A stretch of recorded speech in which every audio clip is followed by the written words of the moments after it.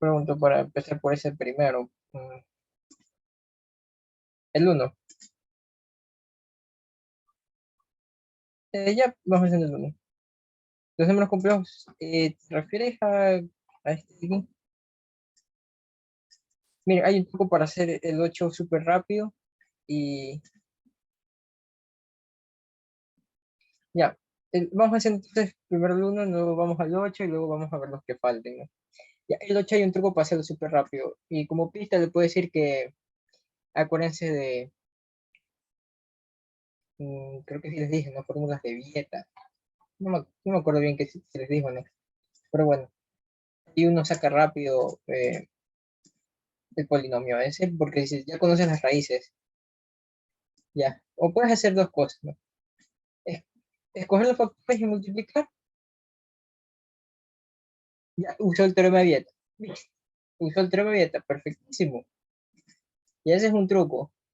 Ya, el otro es verlo como la cosa que es, ¿no? Como raíces de un polinomio y multiplicar. Ya, pero vamos haciendo primero, a ver. Perfecto, a ver.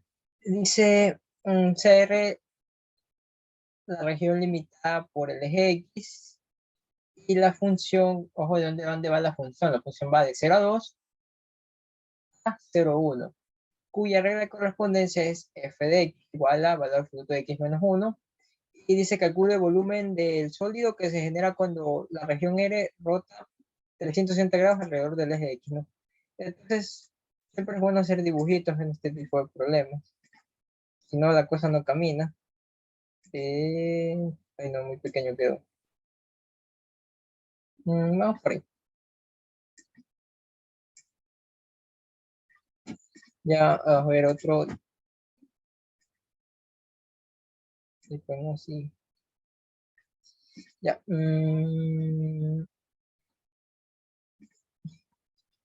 Ya, entonces, este es mi plano cartesiano. Eje X, eje Y. ¿De dónde va la función? Va desde 0 hasta, digamos que este aquí es 2, a 2. El eje X, ¿no? O sea, en el dominio. Su dominio va de 0 a 2. Todo el dominio que hay en esta cosa. 0 a 2. Y va de 0 a 1 en el conjunto de llegada, ¿no? Entonces, la gráfica de la función va a estar atrapada como que en este segmento de aquí, ¿no? 0, 1. Ya. Ahora la cosa de aquí es saber graficar esta función de aquí. ¿Ya? Bueno, mm, como se trata de un valor absoluto, la cosa es que en sí al final esas cosas son rectas, ¿no? Ya, pero un truco para graficar rápido valores absolutos de esta forma es tener solo tres puntos. Ya, el primer punto, que es el más fácil, es f de a, que eso te va a dar cero, ¿no? Para este caso, hacemos f de 1, aquí está el 1, y si hacen la evaluación, les va a dar cero, ¿no? Ahí tienen un punto, gráfico un punto. Ya, otro punto que podrían sacar es, como estamos con un intervalo cerrado, o sea, 0 a 2, es tomar los extremos, ¿no? Mira, porque los valores absolutos son solo rectas, nada más. Y entonces tú coges los extremos, por ejemplo, si estás en un intervalo CD, evalúas así esta cosa de aquí y ya tienes para graficar tu función. Ya, ahora, ¿cómo se va a graficar? Vamos a ver. Ya. Entonces, por este caso, si metemos aquí el 0, nos va a dar 1, ¿verdad? Si hacen la prueba, f de 0 les da 1. Y si hacen la prueba acá, f de 2 les da 1 también, ¿no? Ya, perfecto. Ahora, ¿cómo se ve la gráfica? Pues la gráfica se vería así.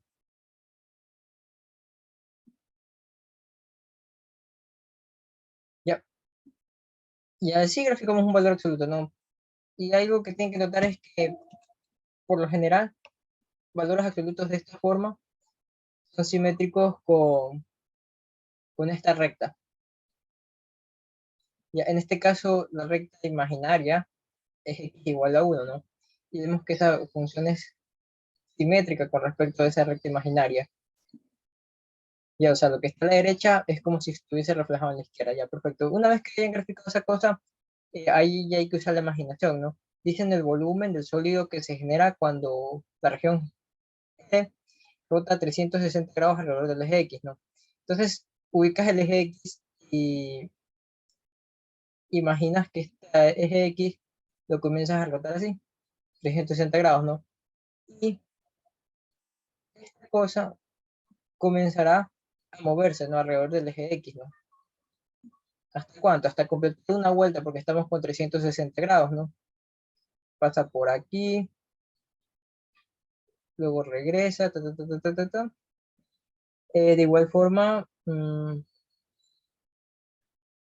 recta en sí, toda esa recta se mueve, hasta todos estos puntos.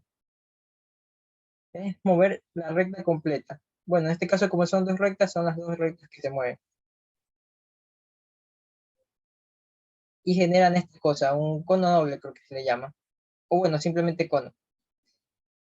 ¿Ya? Entonces, si imagina que dan vuelta a esa gráfica con respecto al eje X, va a pasar eso, ¿no? Ya. Entonces, ese es el volumen, bueno, este es el sólido generado por haber hecho rotar de 160 grados a la región Nere. ¿Ya? Y antes que nada, uno debe como que, por si acaso, reconocer que esta es la región Nere, por si acaso, nada más. Vimos que la región Nere está limitada por qué? Por el eje X y por la función.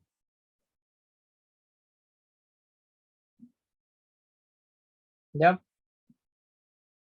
Esta es la región. Y cuando tú la haces girar, mm, genera como que un cono. ¿Ya? Y ya está todo chéverísimo. ¿Por qué? Porque te das cuenta que esa cosa es un cono cuando lo graficas y dices, bueno, solo necesito saber la fórmula del volumen de un cono. ¿Ya? Y si analizas un poco más, se trata de dos conos que son iguales, ¿verdad? Porque este valor absoluto te generó estas dos rectas que eran simétricas con respecto a este eje imaginario, ¿ya? Entonces, cuando le haces girar, entonces te generan dos conos idénticos con respecto a ese eje imaginario. Entonces, estamos hablando de dos conos iguales, ¿no? ¿Ya? Entonces, tú necesitas saber cuál es el volumen de uno, lo multiplicas por dos y ahí queda el problema. Perfecto. Entonces, para hallar, qué sé yo, llamemos volumen total a lo que queremos hallar. El volumen total sería dos veces el volumen del cono. Ya, perfecto. Ahora, ¿cómo sería, o sea, cuál es la fórmula de volumen de un cono? Mm, es algo parecido a una pirámide, solo que, si se acuerdan, las pirámides usábamos como que como base polígonos, ¿no? Triángulos, cuadrados, pentágonos, hexágonos y todas esas cosas, ¿no? En este caso, lo que usamos es de base un círculo, ¿no? Porque esto es un cono.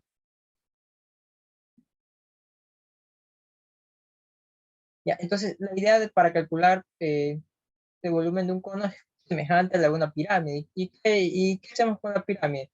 Hacemos como que un tercio de área de la base por la altura. ¿Ya? Perfecto. Entonces tenemos aquí dos tercios sería área de la base por la altura, ¿no?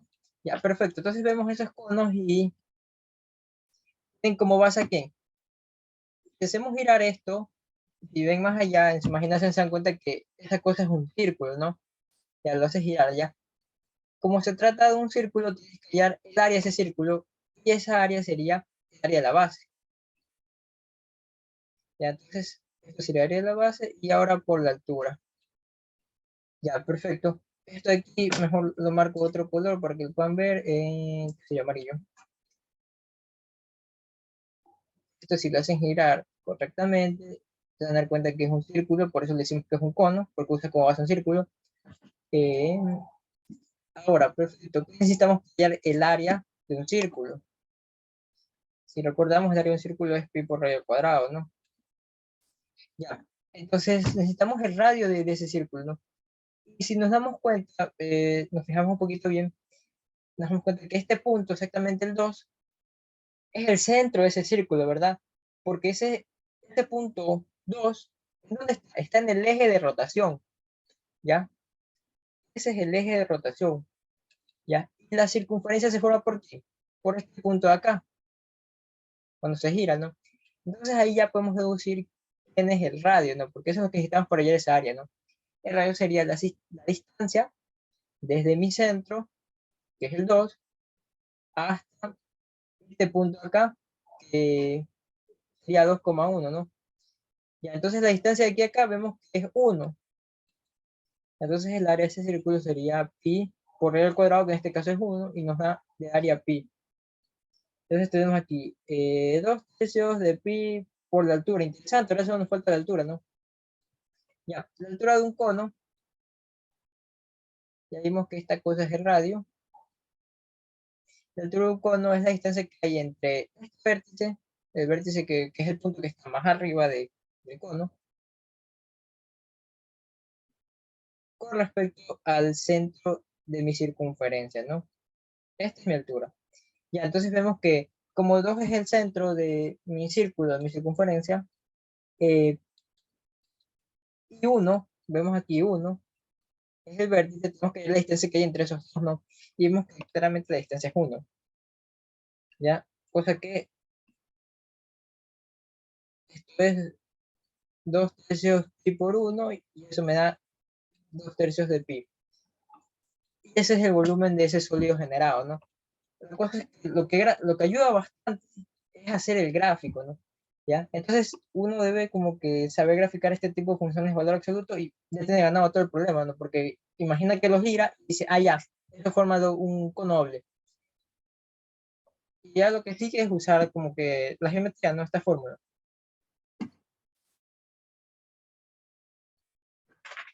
La forma de volumen del cono, espérate, porque aquí está todo mezclado.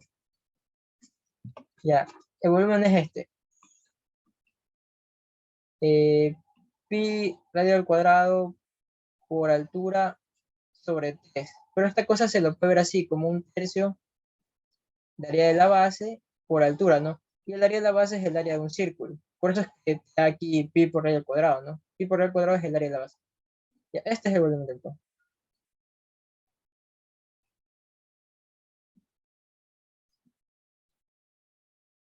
Ya, ahora, tal vez, mm, podríamos pasar al ejercicio 8, que ese estaban preguntando, ¿no? Por ese, y luego creo que me interesa hacer, no me acuerdo, había uno que me interesaba hacer. Solo vi, es aquí, el sitio no, pero pasemos al 8, a ver qué hay, a ver qué hay. Entonces, como les decía, existen como que, también vamos a hacerlo. Ya como les decía, existen dos formas de hacer este problema. Ya, una de ellas es fórmulas de Vieta, ¿no? Como creo que como nos dice su profesor, ¿no? ¿Y por qué podemos hacer fórmulas de Vieta? Porque sabemos que tenemos digamos una ecuación cuadrática, ¿ya?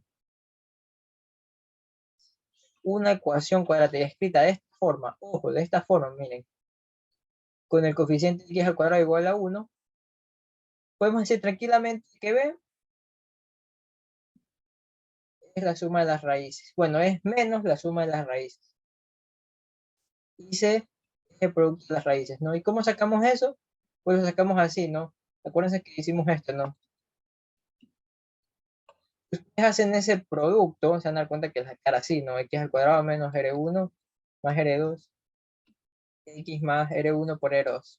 Solo por si acaso, ¿ya? Es chévere, ¿no? ¿Por qué? Porque eso nos permite encontrar el problema rápido o descartar opciones, ¿no? Vemos que entonces el coeficiente que acompaña a X debe ser la suma menos 1 de las raíces, ¿no? Entonces, si sumamos las raíces, vemos que se trata de números complejos conjugados. Esto nos da 14, ¿ya? Entonces, las opciones que tengo que descartar son estas y estas. ¿Por qué descarto esas? Porque aquí, mira, aquí dio 14, pero lo que tenemos aquí que el coeficiente de x es menos la suma, ¿no? Entonces el coeficiente de x debería tener menos 14. Ya, entonces por eso descarté la b y la e. Ya, ahora con respecto al otro coeficiente, que no es nada más que multiplicar a las dos raíces, ¿Eso qué nos va a dar? Nos va a dar, hagamos por distribución, ¿ya? Para que no se pierdan. A ver, esto sería 7 por 7 menos i, más i por 7 menos i. Y esto nos daría 49 menos 7i. Por si acaso distribuí este para este paréntesis y este para este paréntesis. Ya. Entonces nos dio 49 menos 7i más 7i menos i al cuadrado, ¿no? Con este se va y me queda, miren, 49 menos i al cuadrado, ¿no? Nunca se olviden que i no es nada más que la representación de la raíz cuadrada de menos 1. Si ustedes elevan al cuadrado i, estarían elevando al cuadrado esta cosa de aquí. Y de ahí uno deduce que i al cuadrado es menos 1. Ya, entonces menos i, ¿qué sería? Menos i al cuadrado, perdón, menos i al cuadrado, ¿quién sería? Sería 1. Y esto sería 49 más 1 y esto me da 50, ¿no?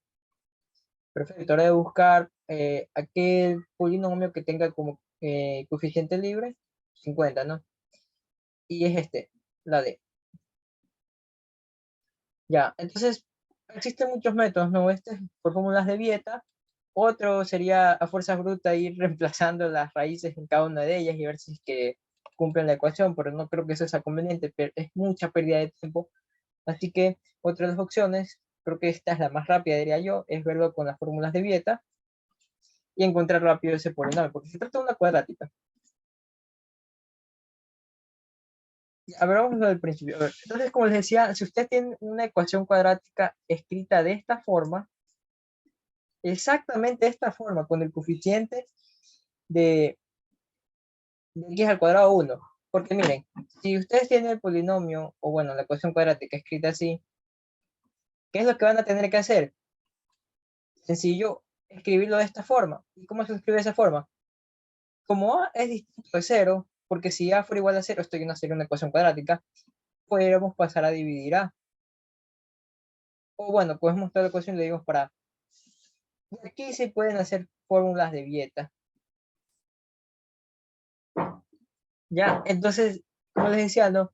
Ahí en las cuestiones cuadráticas nos damos cuenta que b, el coeficiente de x es menos la suma de las raíces y c es el producto de las raíces.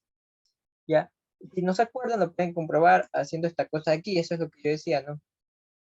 Cogen esos factores, los multiplican y les tiene que dar esto. Y entonces, ¿qué tenemos que ver, no? Sumar las dos raíces y eso nos debe dar menos b, ¿verdad? ¿Por qué? Porque si esto nos da así, si es que b nos da menos la suma de las raíces, menos b nos da la suma de las raíces, ¿verdad? Porque es como coger la ecuación y multiplicarla por menos 1. Ya es esa cosa. Ya, entonces aquí, como la suma nos dio 14, entonces b es menos 14, ¿verdad? Por eso dije descarto la b y la e automáticamente porque aquí dice más 14. Y ahora para encontrar y saber quién es exactamente ese polinomio, hay que, ¿qué cosa? Hacer el otro coeficiente, ¿no? El c, ¿verdad? Que el c es producto de las raíces, ¿no? Entonces, ¿qué vamos a hacer? Vamos a multiplicar las raíces y ver qué valor nos da. Ya entonces, como decía, no 7 lo distribuía para este paréntesis y también para este paréntesis y nos quedaba esta cosa de aquí.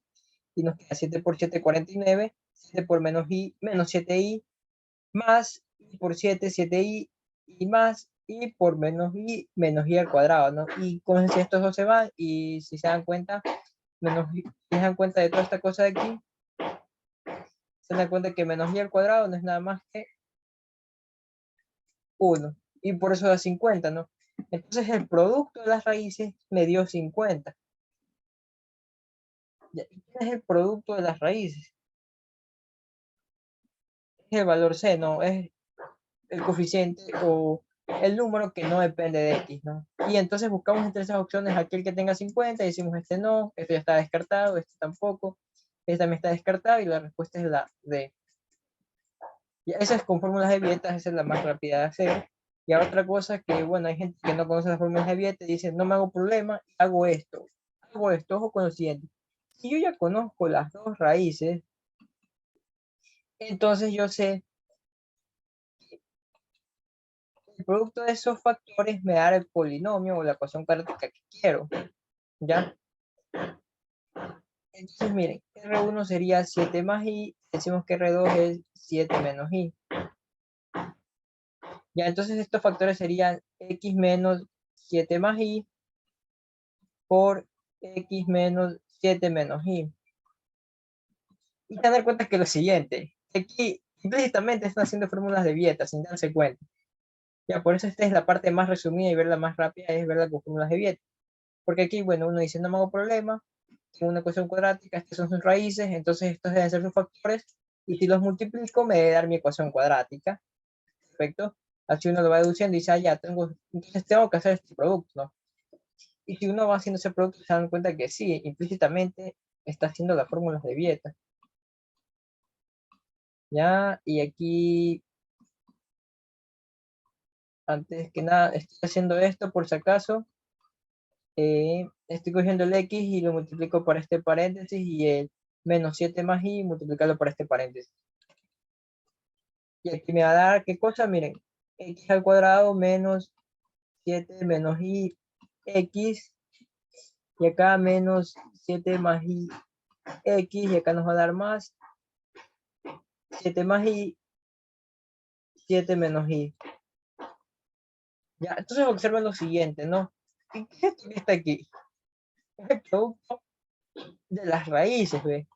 Y eso es lo que hicimos acá, y eso que nos dio 50. Ya, entonces nos ahorramos un paso, ¿no? Para no hacer cosas redundantes, ¿no? Ya, ya vimos que esa cosa que está ahí nos dio 50. Ahora solo nos falta el coeficiente X, ¿no? Ahora, ¿qué pasa si sacamos factor común X a estas cosas? Más, aquí,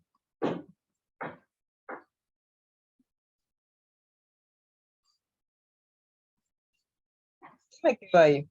Voy a seguir sacando factor común.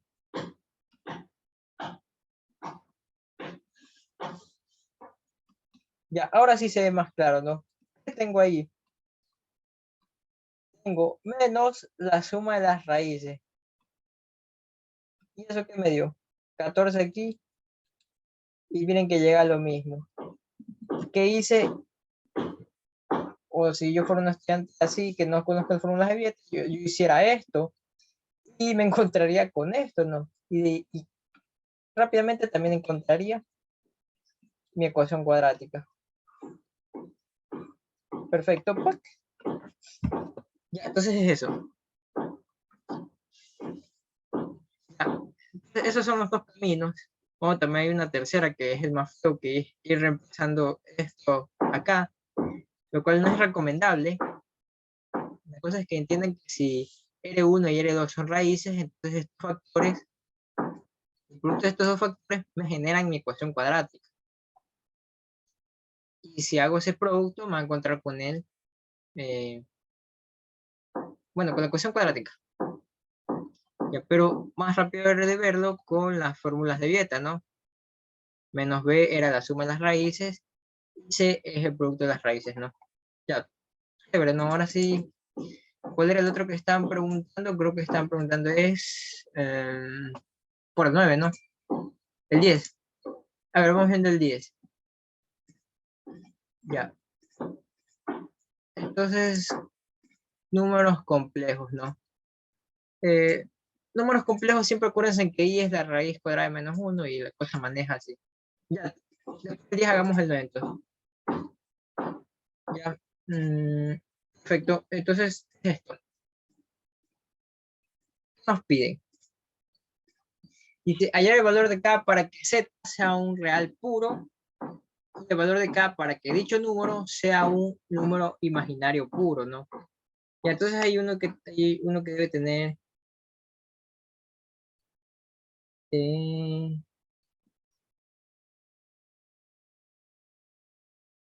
espera un rato.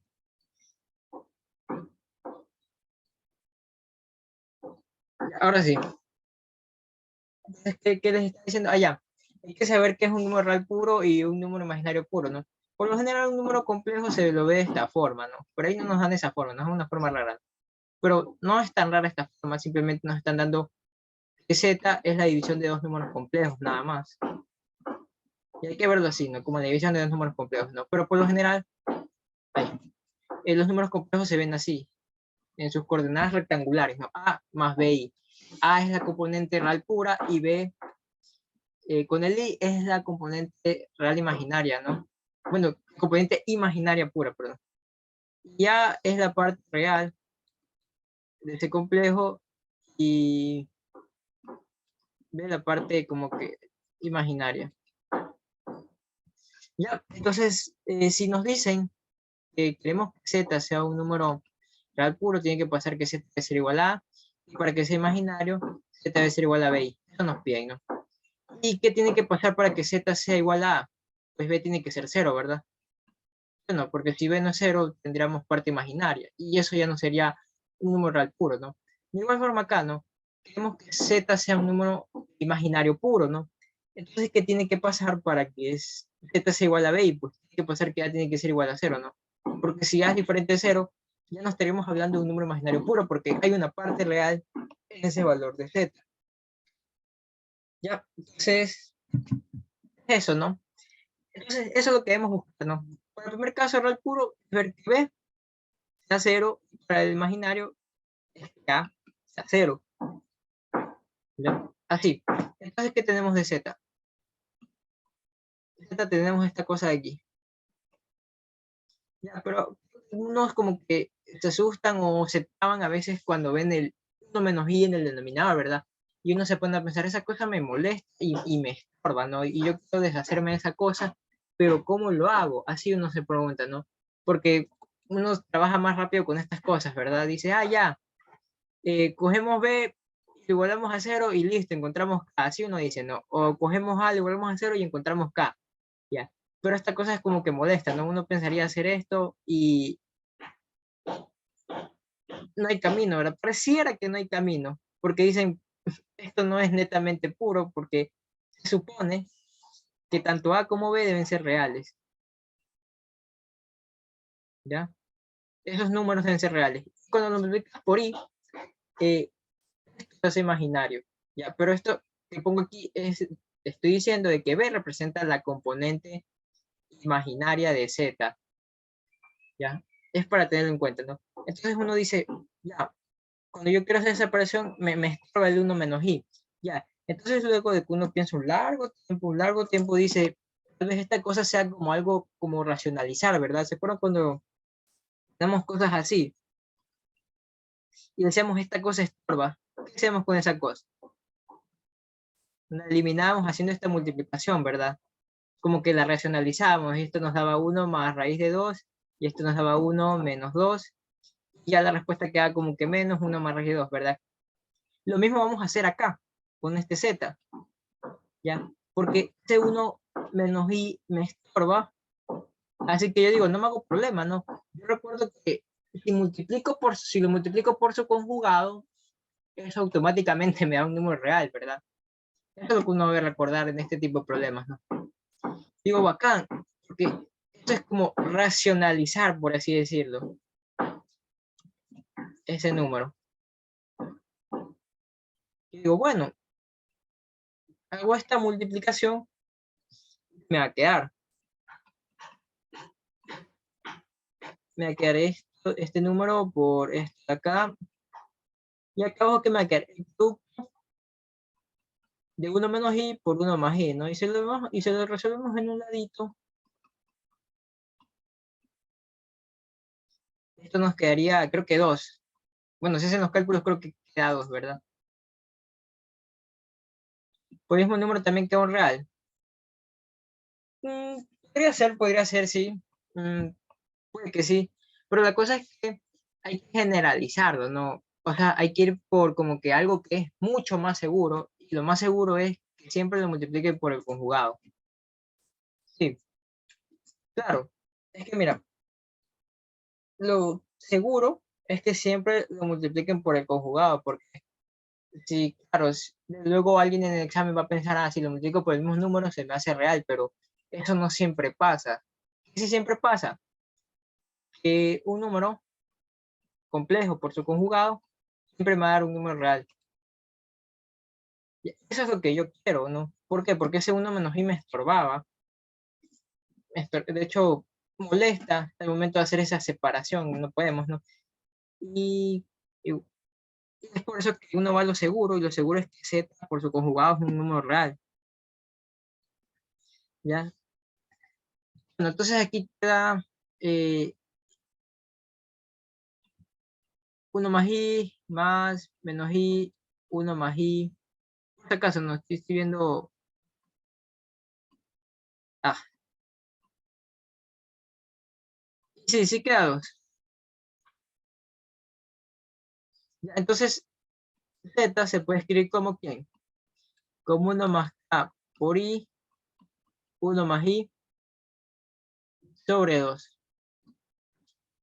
¿Y saben qué es lo más bacán de esto? De que aparte de que Z por su conjugado es un número real,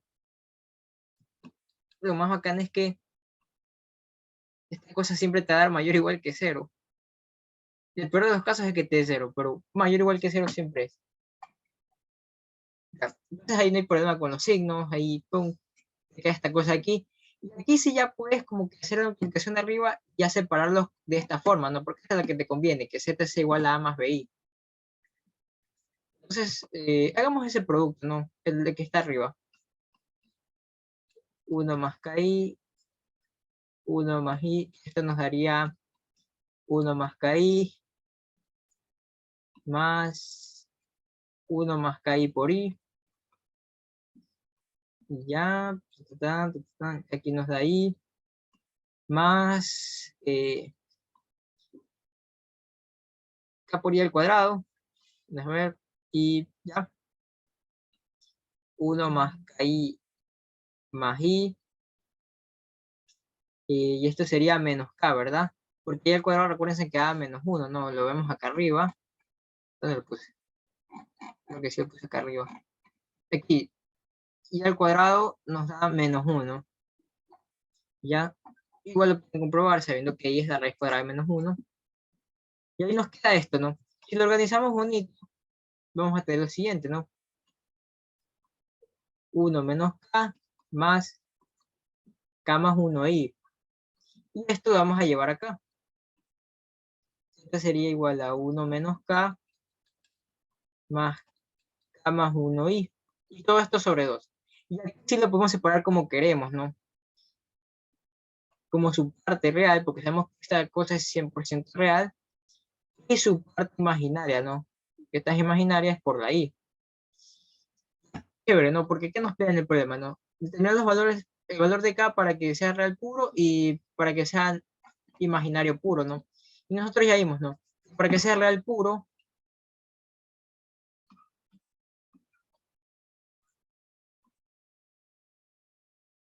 ¿qué tiene que pasar? Que B tiene que ser igual a 0, ¿no? Entonces K más 1 sobre 2 debe ser igual a 0. K más 1 entonces debe ser igual a 0, por lo tanto K debe ser igual a menos 1. Ya. Ahora, para que Z sea imaginario puro,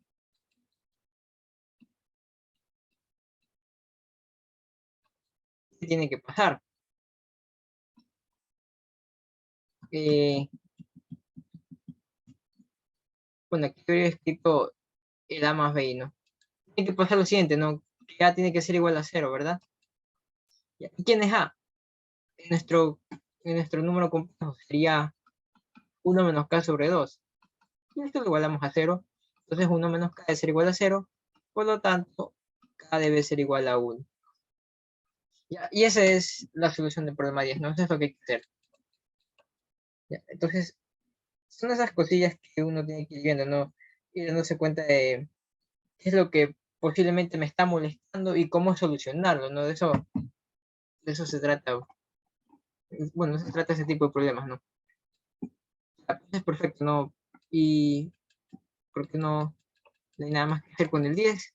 No piden nada más. Ah, aquí está. Lo que usé las definiciones, ¿no? Para que Z sea real puro, si Z tiene esta forma, que ya tenemos esta forma aquí, tiene que pasar que B tiene que ser igual a 0, ¿no? Entonces, mira, entonces A más 1 sobre 2, que es B, tiene que ser igual a 0, ¿ya? Obviamente, puedes hacer o verlos de la siguiente manera. O multiplicar por 2 toda esta ecuación, o simplemente decir, a ver, 2 ya es un número y lo único que puede hacer que esta cosa sea cero, esta división sea cero, es el numerador. ¿Ya? Entonces, k más 1 debe ser 0. ¿Ya? Así es que pasa con este salto, ¿no? O míralo como algo normal, ¿no? Multiplico por 2 la ecuación, me queda k más 1 igual a 0. De igual forma acá. Multiplico por 2 la ecuación, me queda que 1 menos k es igual a 0. Ya. Y uno puede comprobar acá, ¿no? Vamos viendo si es que pones aquí igual a 1 y k igual a menos 1, ¿verdad? Se supone que con menos 1 me debe dar un real puro.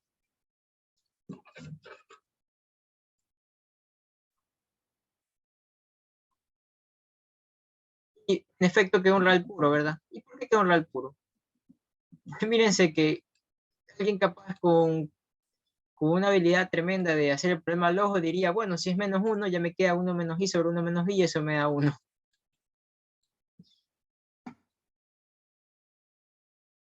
Y eso me da 1, ¿verdad? Y eso es un real. Perfecto, entonces k menos 1 da esto, ¿no? Ya, esa es como que la técnica de los ímetros. Y ahí se pone 1 más i sobre 1 menos i, queda, eh, queda el número conjugado arriba, y acá tienes 1 menos i, ¿no?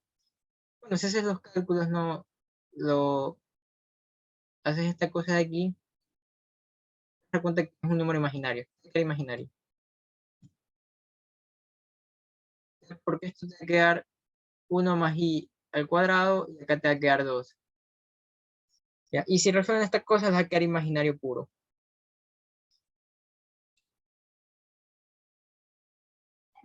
Y entonces, de aquí ya no hay nada más que hacer con el 10, no nos piden nada más. Creo que no. Vamos al 9 entonces.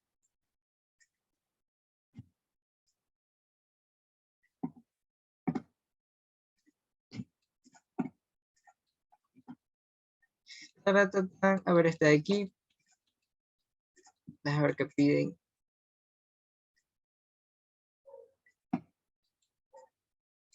Escribir en notación polar cada uno de los siguientes números complejos, determinando en cada caso su módulo y argumento. Chévere, ¿no? A ver, imagino que este no les va a dar problema. Creo que este tampoco. Mm, Déjenme ponerme a pensar cuál creo que... ¿Cuál se les hacía difícil? Mm, Notación polar. Bueno, notación polar es chévere.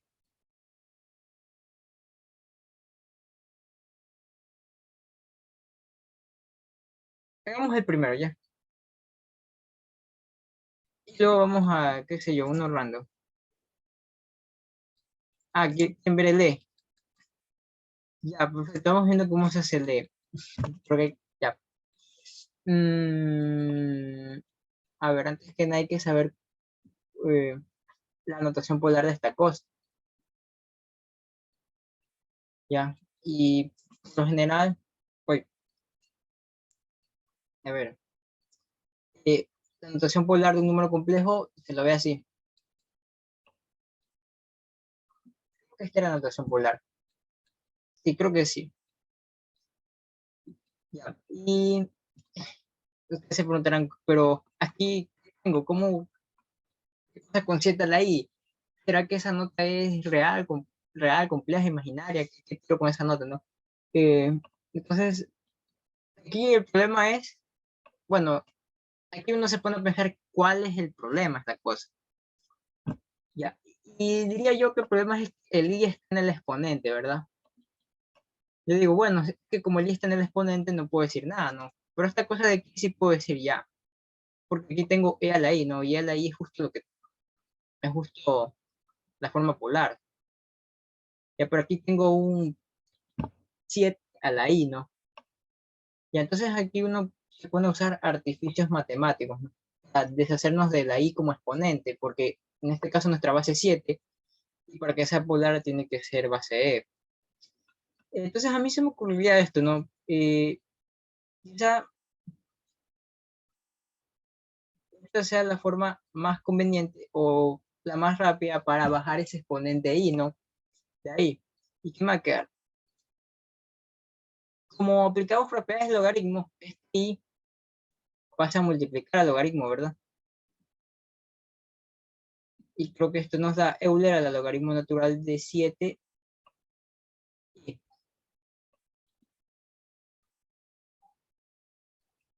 Y creo que ya está. Porque ya estaría, porque ya estamos en su polar. Aquí eres igual a 1 y el argumento es logaritmo natural de 7. Perfecto. Imagino que sería así. Esa es la fórmula polar. Pero ya está. Entonces, esa es la estrategia. No, uno reconoce el problema. Primero es reconocer el problema. Primero es eso, ¿no? Reconoces qué es lo que te estorba, qué es lo que te detiene y tratas de pensar en alguna otra cosa que ya hayas investigado, ya hayas resuelto y llevarlo acá y solucionarlo, ¿no? Entonces, era eso, ¿no? Era que el 7 la I estorbaba, era porque 7 no era Euler, ¿verdad? Y como 7 no es Euler, no me sirve como forma polar. Así que lo cambio. ¿Cómo? Aplicando esto, no por si acaso esto de aquí.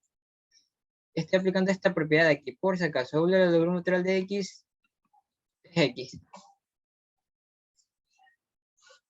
¿Ya? Entonces, eso es con respecto a la E. Supongo que la D también le estaría dando problemas, ¿no? ¿Sí o no? El B ya está en polar. No, el B no, pues. El B no está en polar. El B está en real puro. La cosa es que, miren, esta es la forma polar. R, un número real, por Euler a la I. Necesariamente tiene que estar Euler a la I para que ya esté en polar. Euler a la I por el argumento, por el ángulo, como quieran llamarlo, ¿no? Y en este caso solo está como un número real. Euler a la 5. Y eso hay que llevarlo a polar. Y la cosa es que llevarla a polar es así. A ver, hagamos el B. Euler a la 5, ¿no? Entonces, como se trata de un número real puro, lo más probable es que este sea su radio, ¿verdad? O sea, su longitud R. Su R sería el mismo Euler a la 5, ¿verdad? ¿Por qué? Porque tenemos que Z es este. O no, lo podemos ver así, ¿no? Como Euler a la 5 más 0i. Y R no es nada más que el módulo de Z, ¿verdad? Y eso sería la raíz cuadrada de ¿quién? De Euler a la 5 al cuadrado más 0 al cuadrado, ¿verdad? Y bueno, solo nos va a quedar la raíz cuadrada de Euler a la 5 al cuadrado. Y esto nos va a dar el mismísimo Euler a la 5 porque es un número positivo. Ya por eso R digo que es Euler a la 5. Ahora, el ángulo o el argumento θ. Ya. Entonces, ¿quién era? O sea, ¿cómo calculamos eso, no? Ya podemos ver esta cosa como una especie de vector o verlo como un punto en nuestro plano cartesiano. Y creo que esta cosa se vería así, como eh, quizás este, creo que era el imaginario, el eje imaginario, y este era el eje real. Creo que era así. Ya, y vemos que Euler a la 5 probablemente esté por aquí. Y tú puedes calcular el ángulo que hay desde el eje R a Euler a la 5i. Y vemos que no hay ángulo. Ya, pero si queremos ser más rigurosos, apliquemos tangente inversa, ¿no? ¿Tangente inversa de quién? ¿Sería de qué cosa? Miren, de la parte imaginaria sobre la parte real. Ya, ¿y esto qué nos va a dar? Tangente inversa de 0, y esto nos da 0, y ya está. Ya. Y bueno, creo que sí, R ya está en polar, solo quería que especificarlo algo así, como que decir que Z es igual a Euler a la 5 por Euler a la y 0. Creo que también serviría escribirlo así, ¿no? Porque de todas formas esto, este 2pi y este 0 es lo mismo, ¿no? Solo que 2pi es como que haberle dado una vuelta al plano complejo. Y creo que sí estaba ya escritos en forma polar. Los reales están así. Bueno, listo el B, listo el E. ¿Algún otro? La D. Vamos viendo la D. La D es I doble a la pi tercios I.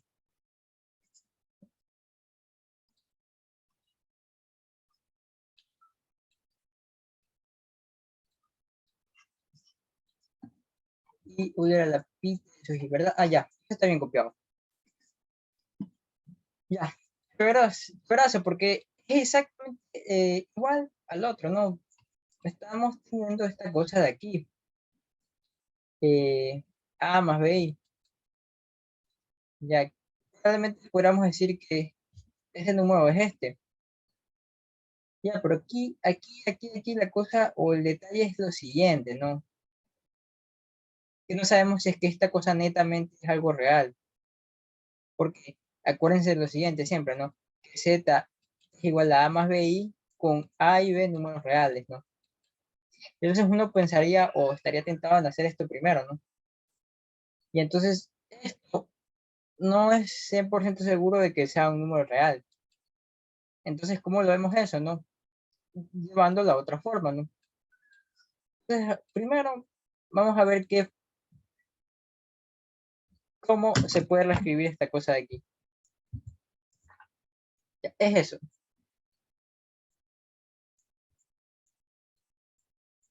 Ujú.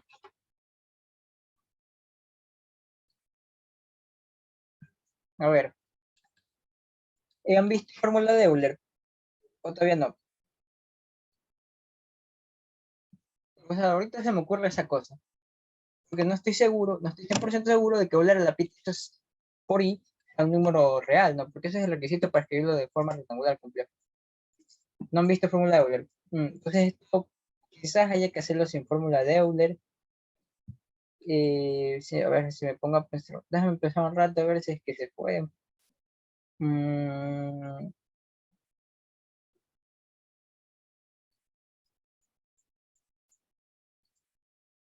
mm, mm.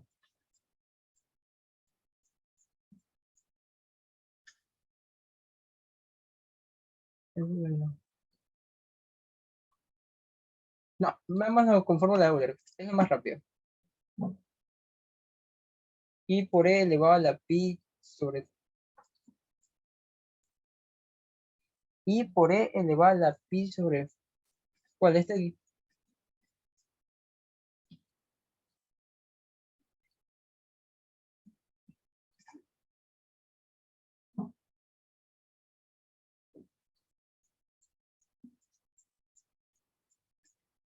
Bueno, este es literal de.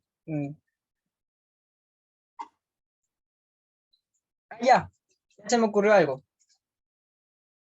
No, no. A ver. Eh, Me puse a pensar un chance y como no han visto fórmula de Euler, y nosotros qué queremos hacer, llevar esto a la forma, ay, como queremos llevar esto a la forma rectangular, no han visto fórmula de Euler, entonces quizás ese no sea el camino, ¿verdad? Porque aquí, por aquí es fórmula de Euler. Ya, entonces, es que, acuérdense ese refrán, ¿no? Si es que Mahoma no puede ir a la montaña irá a Mahoma, entonces si es que ese Euler no podemos llevarla a rectangular, entonces este I, que sí está rectangular, lo podemos llevar a polar. Este, ya. ¿Y este I cómo se lo lleva a polar? Pues vemos que su R es 1, ¿verdad? Y su argumento sería 0 sobre, no, está al revés. Sería 1 sobre 0, ¿verdad? ¿Y esto qué nos da? Nos da pi medios. Ah, perfecto. ¿Por qué? Porque I, en su forma polar, ¿qué es? Euler a la pi medios I. Severazo, ¿verdad? Ya, esa es la cosa, ¿no? Quizás el problema se lo ataca de esta forma, es decir, que I por Euler a la pi tercios de I, en vez de poner I, ponemos la forma polar de I. Y nos da esta cosa de aquí. Miren, aplicamos propiedades de los exponentes y esto se suma. Y esto nos da pi medios más pi tercios por I. Y esto creo que nos daría, si hacen esa suma, creo que nos da, a ver, 2 pi tercios, creo que I. Bacán. ¿Por qué si ya está? Porque entonces esto de aquí, ¿qué es? Es Euler a la 2 pi tercios I. Y entonces ya tenemos que esto ya está en su forma polar con radio 1. ¿Y argumento qué? 2 pi tercios. Ahí está hecho la D.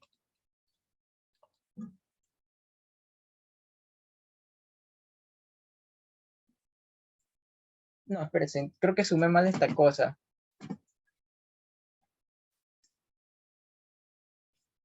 Ta, ta, ta, ta, ta. Mm, creo que da 5 pi sectos, ¿verdad? Sí, sí, sí, 5 pi sectos. Tienes razón, la sumé mal. Ya, pero el punto es que si es que Euler a la pi tercios i nos cuesta llevarla al rectangular, entonces el que ya está rectangular y lo llevamos a polar.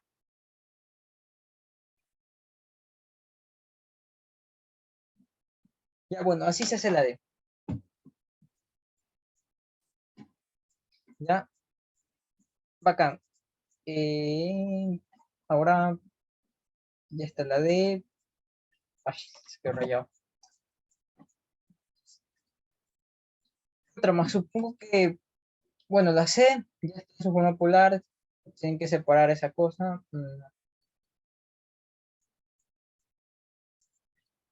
Eh, la A, bueno, creo que la A y la C no dan problema, ¿no? Entonces hasta ahí dejemos el 9. Vayamos a ver los otros ejercicios.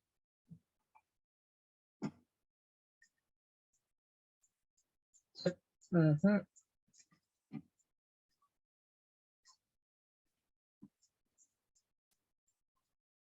Sí, en las seis propiedades de exponente, exacto. Es esto, que puedes escribirlo de esta forma, ¿no? R por Euler a la I teta, ¿no? Entonces lo que haces es aplicar propiedades de los exponentes y decir que esto es Euler a la I por Euler a la pi cuartos de I. Y ya está. Ya está porque R entonces sería Euler a la 1, que es Euler, y teta sería pi cuartos. Sí, propiedades de los exponentes. Ya. Eh, bueno, ahora vamos a ver ya está el 9, el 10, el 8.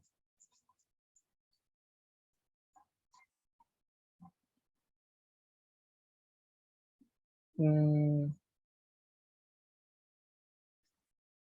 el 7. Déjame ver que dice, sean dos esferas concéntricas con la característica de que la esfera externa se encuentra circunscrita a un cono cuya generatriz mide 3 centímetros y es igual en longitud. Uy, bueno, esta cosa, bueno, ese tipo de problemas hay que leerlos como unas 3 veces, no, un poquito más, para que les quede claro todo lo que está pasando, ¿no? Toda la situación. A ver, entonces leemos el problema, una vez que lo leen, reconocen qué figuras geométricas están en juego, vemos que hay dos esferas y son concéntricas, vemos que hay un cono y ya no hay más, ¿no? Entonces, vamos viendo. Mm, empecemos graficando como que la esfera que está más adentro, ¿no? Ya,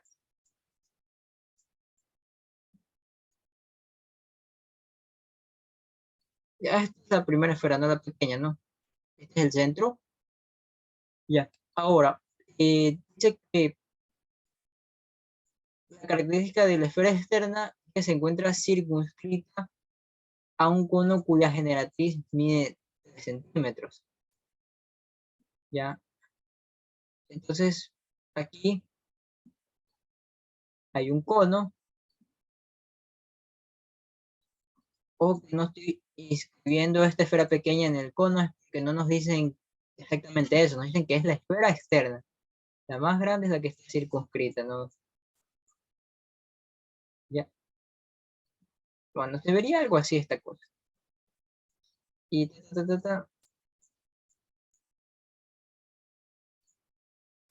ya, algo así. Ya estas son las dos esferas y justo el centro de la esfera grande y el de la esfera pequeña son la misma porque eso significa concéntricas, que las dos esferas tienen el mismo centro. Ya, la esfera externa se encuentra circunscrita a un cono, ¿no? Ahí está el cono. Dice que su generatriz mide 3 centímetros, ¿no? La generatriz si es que tú ves el cono desde un lado, bueno, sale checo ese cono. Bueno, ese también sale checo, no importa. Si lo ves un cono como que de frente, esta es la generatriz. Esa línea, por así decirlo, esa línea eh, frontera o horizonte que se genera al ver el cono de frente. ¿Ya? Y dice que mide 3 centímetros y es igual en longitud al diámetro de su base. Ya el diámetro bueno, la base de un cono es una circunferencia, entonces dice que el diámetro es igual a la generatriz, no tiene la misma longitud. Ya, ahora sí nos dice aquí, la esfera interna está inscrita en el mismo cono. Ya, entonces eso, ¿no? Entonces sí, esta esfera interna sí estaba inscrita, ¿no? Entonces iban a topar aquí, van a topar con la base y van a topar por acá. Ya, entonces si hacemos como con un gráfico ideal, esta cosa se vería algo así. Ups, salió chueco. Quizás se vería algo así, ¿no? Ya, la cosa es que no es importante, bueno, hacer el gráfico súper chévere. Bueno, sí, creo que sí. Lo importante es cuando pasas de la geometría dimensional a la geometría plana, ¿no? Porque, a ver, atacarlo así directamente por geometría dimensional no ayuda de mucho porque no hay muchas cosas por hacer, ¿no? Nos interesan más los ángulos en los planos y ver qué se puede hacer, ¿no? Si hay triángulos semejantes o relaciones de congruencia y cosas así. Ya. Entonces yo, viendo el problema, me di cuenta, bueno, quizás tal vez si cojo la esfera y la parto justo en la mitad, veo que en esa mitad, veo que esta cosa se vería así, ¿verdad?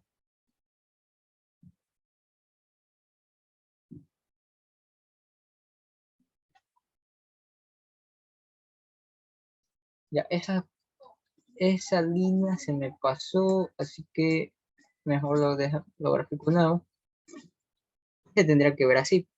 ¿Sí? Ya, bueno, supongamos que sí pasó esa cosa. Y luego más acá estaba la esfera externa. Bueno, era como coger esa esfera, la esfera, el cono y la esfera pequeña, y partirla por la mitad y ver qué es lo que tiene en el medio, ¿no? Y vemos que más o menos se vería algo así. ¿Ya? Y lo bacán de esta cosa es que tiene el mismo centro, ¿verdad? Ya, pero viendo más allá aún, ¿qué podemos decir? ¿Qué podemos ver acerca del cono, no? Ya, porque cuando cortan un cono así, lo pasan como por la mitad, lo cortan, ven esos conos ahí de tránsito, imaginen que lo parten por la mitad. ¿Y qué logran ver? Logran ver que cuando ven esa mitad, se ve como un triángulo, ¿verdad? Es lo que quiero hacer, ¿no? Imaginar que cojo la esfera y la corto, ¿no? Se vería algo así, ¿no? En 2D. Ya. Ahora, esta cosa se ve así en 2D y tenemos que aplicar todo lo que nos están dando, ¿no? Son concéntricas, entonces comparten el mismo centro, ya está. Está circunscrita, la esfera externa. Y entonces estos son puntos de intersección. ¿Qué más nos dicen? Se encuentra circunscrito un cono cuya generatriz mide 3 centímetros. Entonces esta, que era la generatriz, mide 3 centímetros. Y es igual en longitud al diámetro de su base, ¿no? Entonces, que es el diámetro, es igual a la generatriz, que también será igual a 3. Ya. Dice la esfera está inscrita, la esfera interna está inscrita en el mismo cono, ¿no? Entonces por eso pasan estos 3 puntos, esos 3 choques. Determina el volumen del espacio entre las dos esferas, ¿no? Nos pide el volumen entre las dos esferas, ¿no? Pongamos el volumen total, ya. Entonces, para calcular el volumen del espacio entre esas dos esferas, habrá que escoger o saber cuál es el volumen de la esfera externa y quitar el volumen de la esfera interna, ¿verdad? Entonces, ahí uno se da cuenta qué es lo que va necesitando, ¿no? Ya, entonces, vemos que queremos esos dos volúmenes y nos ponemos a analizar lo siguiente, ¿no? Que, ¿quién es el volumen de una esfera, no? Creo que era 4/3 pi por radio al cubo, ¿verdad? El radio de la esfera externa al cubo menos 4/3 por pi radio al cubo de la esfera interna. Podemos sacar factor común. Y miren, nos damos cuenta que para resolver este problema, ¿qué necesitamos? Los radios, ¿verdad? Eso es lo que necesitamos, ¿no? Los radios, radio externo y radio interno. Y para eso tenemos de conocimiento de que la generatriz es 3, el diámetro también es igual a la generatriz, así que también es 3. Esta también es una generatriz, así que también mide 3. Y vimos que cuando partimos ese cono a la mitad, eso me formó ¿qué cosa? Un triángulo equilátero. Bacán, los triángulos equiláteros son chéveres porque los ángulos internos miden 60 grados y eso nos permite hacer muchas cosas, ¿ya? Pero ahora vamos analizando más, a ver. Entonces queremos el radio de la esfera externa y el radio de la esfera interna, ¿no? Conocemos que esto mide 3, 3, 3 y llamémonos el triángulo más acá, ¿no? Vamos a hacer un gráfico más bonito de esta cosa. A ver.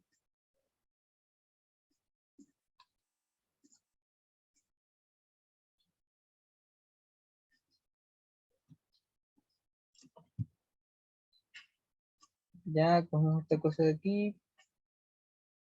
Y ya.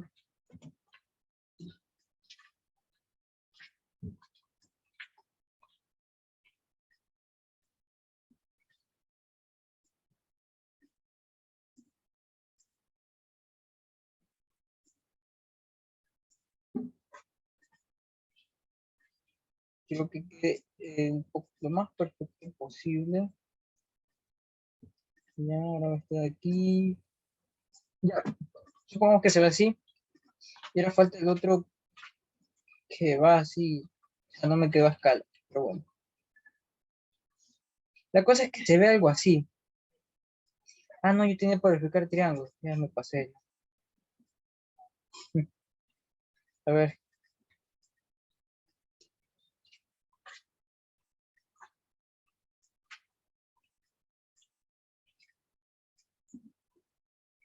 Más o menos ahí. Vamos a hacer esta cosa también, y esta cosa también. Y esta creo que sí me sirve. Más o menos ahí. Ya. Ahora sí está ese gráfico.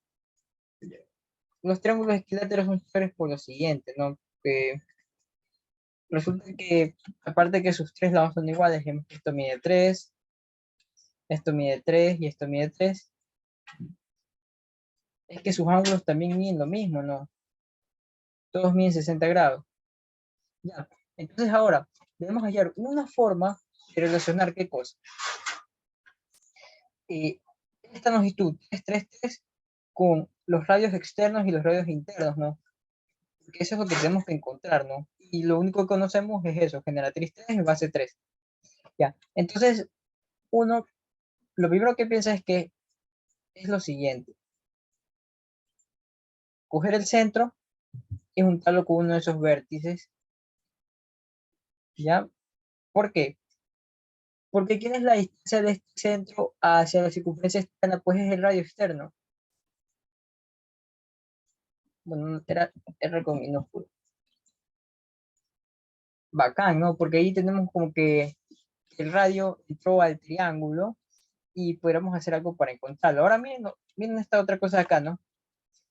Que esto que está aquí, ¿quién sería? Sería el radio interno, ¿verdad? ¿Por qué? Porque estaremos yendo ¿de dónde? Del centro hacia la circunferencia interna, ¿no? Y ahí tenemos el relacionado eh, a los, ¿cómo que se llaman? A los dos radios, con ese triángulo. Ahora, cojo ese triángulo y me lo llevo por acá. Ya, entonces, me lo llevo por acá ese triángulo, ¿no? Para ver qué se le puede hacer. Y hay cosas que le decía que los triángulos equiláteros eran chéveres, era por los ángulos y nos permitían hallar muchas cosas. A ver, entonces esto de aquí, juntarlo con esto de acá. Primero, nos llevamos ese triángulo acá y nos damos cuenta de lo siguiente, que esto, si lo continuamos esta línea, ¿qué es? Como se trata de un triángulo equilátero, lo que pasa es que su altura, aparte de ser su altura, hace el papel de bisectriz y directriz, ¿no? ¿Y qué significa eso? Que te parte el ángulo por la mitad y que te parte en la mitad el segmento de acá, del lado que tiene enfrente. Ya, entonces como esta cosa que está aquí también es altura, partió en la mitad, a este lado aquí que mide 3, que ahora sería 3 medios, y este ángulo lo partió por la mitad, que antes era 60 porque se trataba de un triángulo equilátero, ahora sería 30 grados. Y este sería el radio interno y este sería el radio externo. Y está chévere porque aquí ya tienes un triángulo rectángulo, porque se trata de rectángulo, es porque esta altura es perpendicular a la base. Pitágoras tal vez no, porque no conoces ni el radio interno ni el radio externo. ¿Saben qué sería lo que comenta ahí? Usar los 30 grados, ¿no? Que sí conocen, ¿no? Conoce, y relacionar los tres medios que también ya conoces, ¿no? Conoces 30 grados y 3 medios y quieres hallar el radio interno, ¿no? Ves que para 30 grados este es el opuesto y para este es el adyacente, ¿no? Entonces uno pensaría rápidamente en tangente de 30 grados. ¿Eso sería qué cosa? Opuesto, lado opuesto sobre adyacente. Entonces el radio interno, ¿quién es? 3 medios de tangente de 30 grados. De igual forma el radio externo, ¿no? Tú ya conoces 3 medios, 30 grados y el radio externo, ¿no? Y te das cuenta que tienes adyacente y la hipotenusa, ¿no? Entonces sería coseno de 30 grados igual a quién? Adyacente sobre hipotenusa, ¿no? Entonces el radio externo sería ¿qué cosa? 3 medios sobre coseno de 30. Bueno, aquí esto no se ve también, aquí ahora sí. Y listo, ya tienes radio interno y radio externo, ¿no? Bueno, sabiendo quién es tangente de 30 y quién es tangente de y coseno de 30, ¿no? Creo que tangente de 30 es raíz de 3 sobre 3. Ya, entonces eso es raíz de 3 sobre 3 y radio interno nos daría raíz de 3 medios. Y acá, por otro lado, coseno de 30. ¿Quién es coseno de 30? Creo que daba raíz de 2, no, raíz de 3 sobre 2, ¿verdad? Ya. Esto da 1 sobre raíz de 3 sobre 2. Este 2 con este 2 se va. Esto nos queda 3 sobre raíz de 3. Si lo multiplicamos por raíz de 3 en ambos lados, nos queda 3 raíz de 3 sobre 3. Y eso nos da que el radio externo es raíz de 3. Bacán, porque ahora ya podemos encontrar el volumen, que sería ¿qué cosa? 4 tercios pi de radio externo sería raíz de 3 al cubo, menos radio interno raíz de 3 sobre 2 al cubo, y esto nos da 4 pi, o el 4 pi tercios de 3 raíz de 3 menos 3 raíz de 3 sobre 8. Y estos 3 con estos aquí se simplifican. Y la respuesta creo que me da, el volumen total sería entonces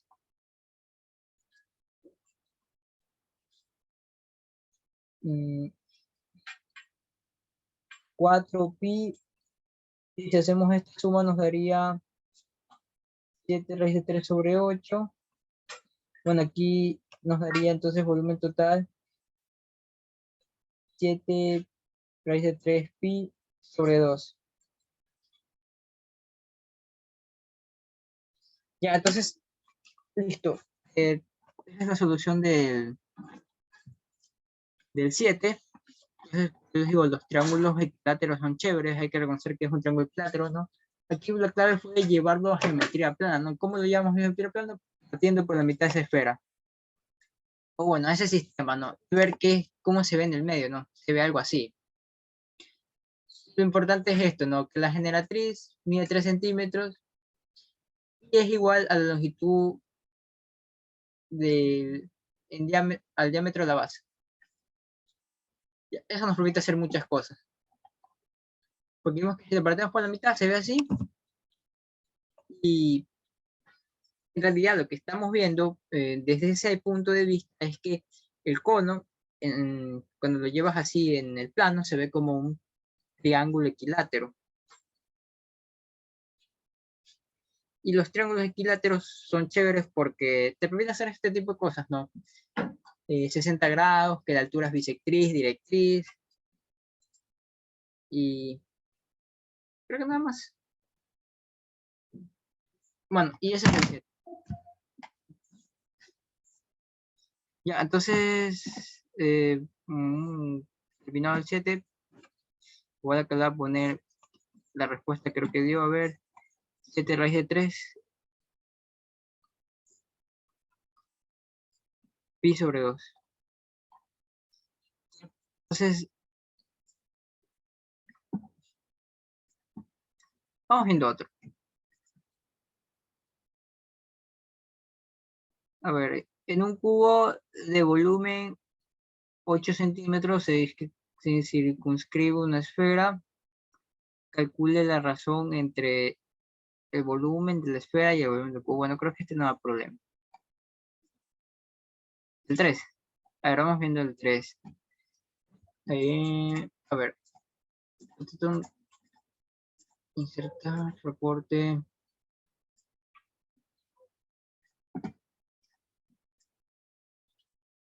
A ver.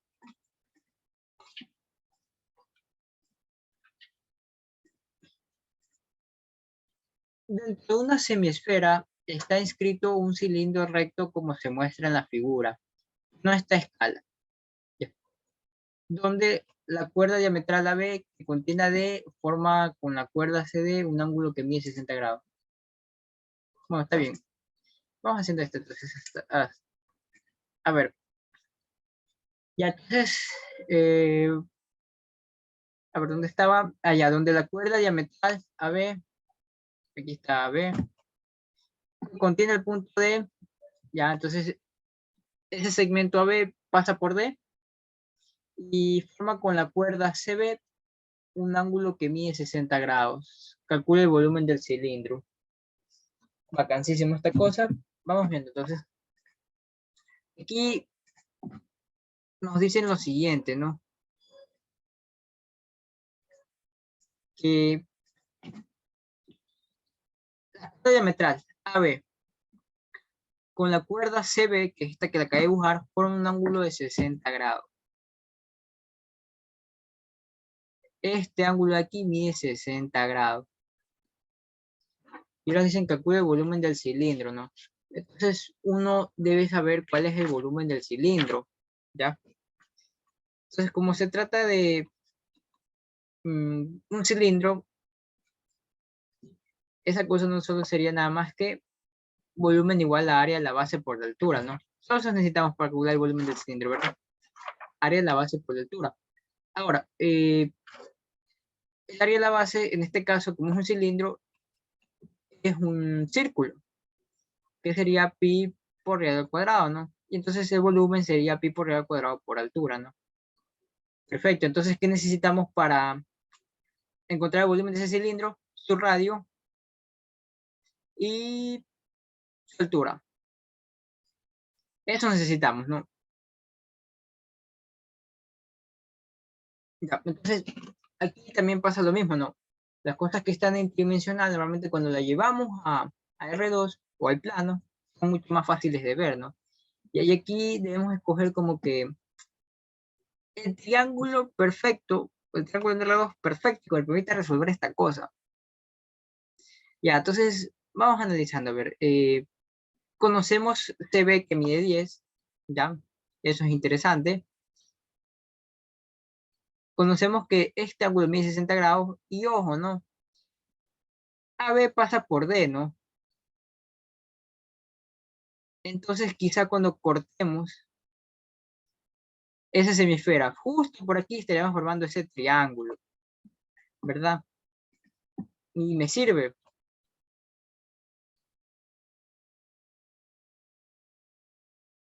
¿verdad? Porque yo digo, esto mide 60 grados, esto mide 10, y aquí ya podría encontrar la altura de mi cilindro, porque la altura de mi cilindro, ¿quién es? SD, ¿verdad? Eso estamos viendo, ¿no? Vacancísimo, porque aquí, ¿qué hacemos? Vemos que tenemos 60 grados, tenemos 10, y el lado que queremos encontrar es opuesto al ángulo. Entonces, ¿qué sería? Seno de 60 grados, que es lado opuesto sobre hipotenusa. Entonces mi altura sería 10 por seno de 60 grados. Ya, y seno de 60 grados, ¿cuánto nos da? Creo que era un medio, si no me recuerdo. O, no, raíz de 3 sobre 2. Nos da 10 por raíz de 3 sobre 2, y eso nos da 5 raíz de 3. Bacán, tenemos la altura del cilindro. Eso es lo que nos falta, nos faltaría el radio, ¿verdad? Ujú, nos falta el radio. Y entonces ahí es cuando entra en acción como que buscar otro triángulo que nos sirva también, ¿verdad? Que nos dé esa ayudita. Ya, entonces ahora vemos qué más o qué datos aparte nos dan, aparte de los 60 grados y los 10, y nos damos cuenta de lo siguiente, ¿no? Que en la semisfera está inscrito el cilindro, ¿no? ¿Qué quiere decir eso? Que esta parte del cilindro choca con la semisfera y esta parte también choca con la semisfera, ¿no? Bacán. Entonces, podríamos hacer eso, ¿no? ¿Qué más vemos? La cuerda diametral AB contiene AD. Ya, perfecto. Y justo el punto C es el punto donde la semisfera y el cilindro se chocan. Ya, entonces, cojamos el radio aquí. Bueno, podemos cogerlo aquí como también por acá. Entonces yo puedo observar lo siguiente, ¿no?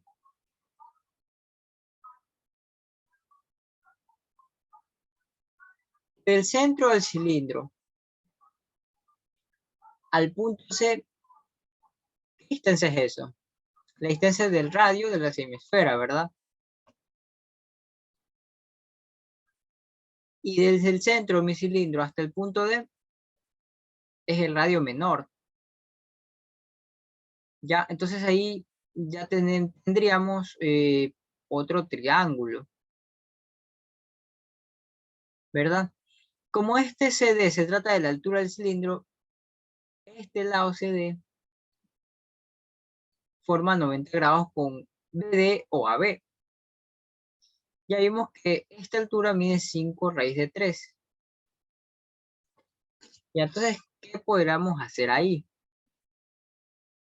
Podemos hacer lo siguiente, ¿no? Queremos hallar qué cosa. No nos interesa R, pero sí nos interesa R minúscula, ¿verdad? Ya, entonces nos interesa R minúscula y mm,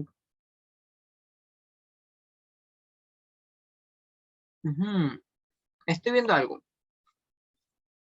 Resulta que de aquí a acá también sería R, ¿verdad? ¿Por qué también mide R esta cosa? Estamos partiendo del centro hacia un punto de la esfera, ¿no? Ese sería el radio también grande, ¿no?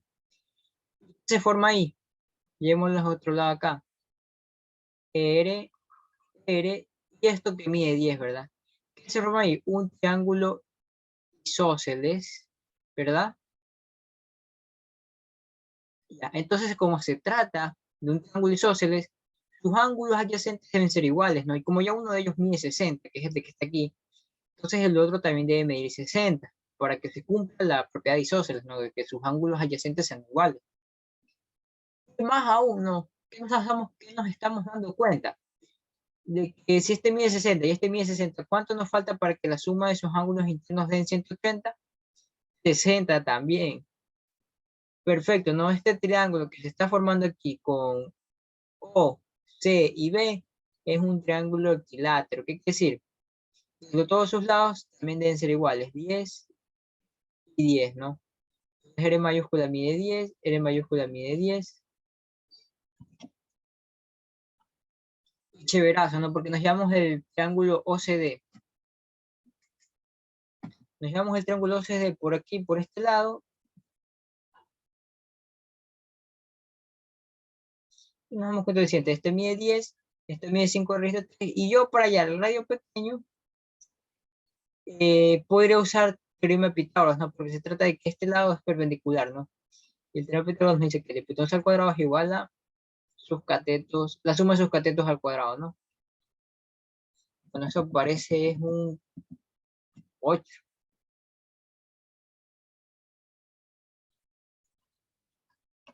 Esto nos da 100, esto creo que nos da 75 más r al cuadrado. Esto nos da que 25 es igual a r al cuadrado y nos da que r es igual a 5.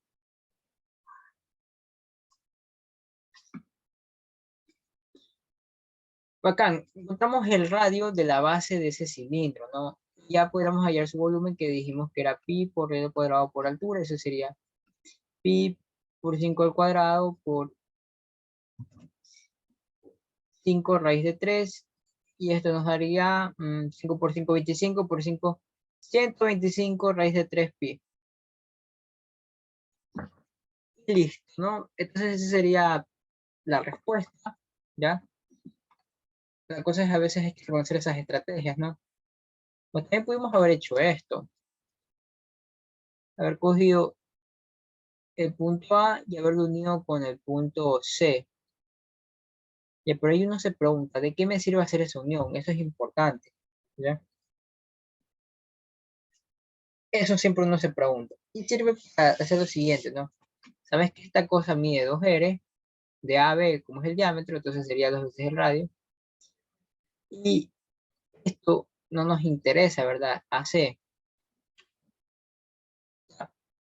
Y ahí es cuando uno se da cuenta, a ver, yo tengo 60 grados, tengo 10 y tengo 2R, ¿no? Y yo hallo R mayúscula, ¿a qué voy a llegar? Ya, y ahí es cuando uno escoge el triángulo correcto, ¿no? La mayor parte de estos problemas se basan en eso, en escoger el triángulo correcto. Y es por eso que yo escogí ese triángulo OCD. Ya, entonces ahí quedó. Así es el 3. La verdad, porque necesitamos el radio del cilindro. No es necesario el radio de la esfera, de la semisfera, no, sino el radio del cilindro.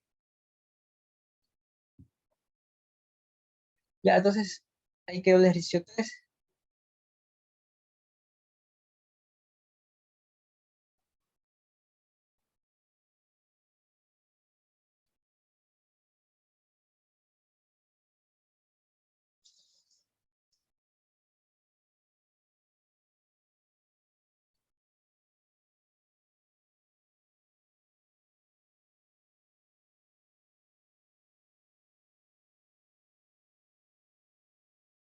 Ya, Vamos viendo otro.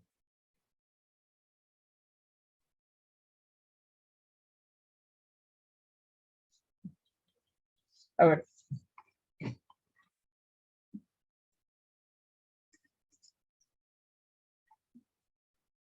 Ya está el 3. No sé si aquí otro problema les haya resultado complicado. Vamos tachando los que ya hicimos. A ver, este ya está, este ya está, este ya está, ya este ya está, este ya está, el 1 también ya está. Tal vez faltaría hacer el 2, el 4, el 5 y el 6. 2, 4, 5 y 6. A ver, vamos haciendo el 5. A ver,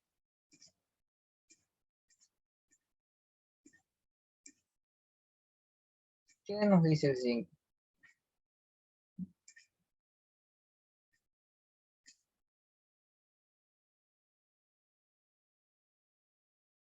Ahí se fue muy acá. Bueno, ahora sí. Se compra una esfera de material para canicas de longitud de radio 10 centímetros por un total de $1.500. Si luego se la funde para crear canicas de 0.5 centímetros de radio y cada canica se vende a 50 centavos, calcule la ganancia que se genera al vender todas las canicas pequeñas, ¿no? Entonces el caso es para vender todas las canicas pequeñas. ¿Ya? Entonces, aquí hay que notar lo siguiente, ¿no? Primero hay que saber, quizás lo que uno se preguntaría es cuántas canicas yo puedo hacer con ese material. Es importantísimo para esa es como que primera pregunta, ¿ya? Entonces, es lo que uno se pregunta al principio, ¿no? Ah, entonces,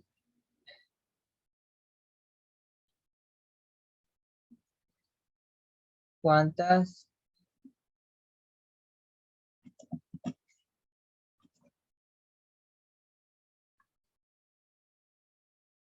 canicas de radio 0.5 centímetros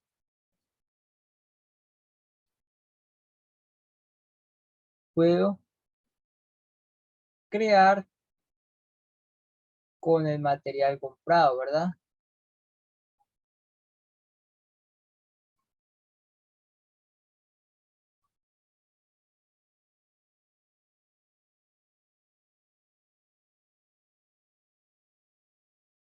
Eso es lo que uno se pregunta. Y entonces, ¿cómo sabemos eso? Pues primero debemos calcular el volumen de la esfera del material, ¿verdad? Debemos saber el volumen de la esfera del material. ¿Y eso qué es? 4 tercios pi por radio al cubo, ¿verdad? Esto sería, como el radio ya mide 10 centímetros, esto sería 4 tercios pi, 10 centímetros al cubo. Y esto nos daría un volumen de